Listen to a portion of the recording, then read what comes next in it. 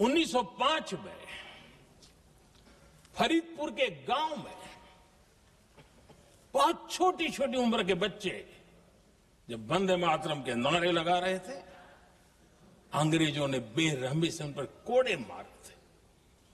यानी एक प्रकार से जीवन और मृत्यु के बीच लड़ाई लड़ने के लिए मजबूर कर दिया था। इतना अत्याचार हुआ था।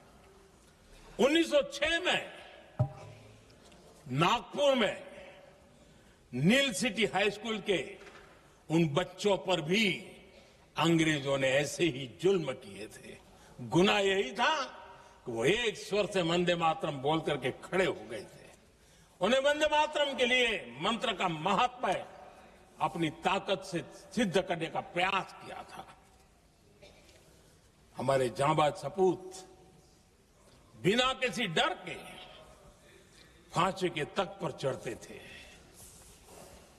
और आखिरी सांस तक वंदे मातरम, वंदे मातरम, वंदे मातरम, यही उनका भाव घोष रहता था।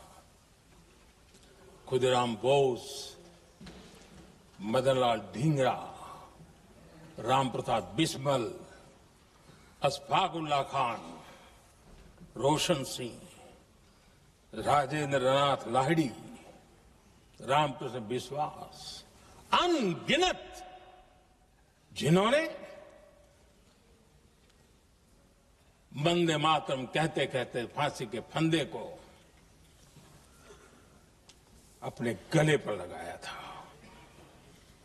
लेकिन देखिए, ये अलग अलग जेलों में होता था, अलग अलग इलाकों में होता था।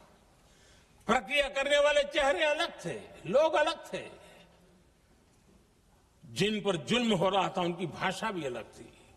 लेकिन एक भारत श्रेष्ठ भारत, इन सब का मंत्र एक ही था, वंदे मातरम।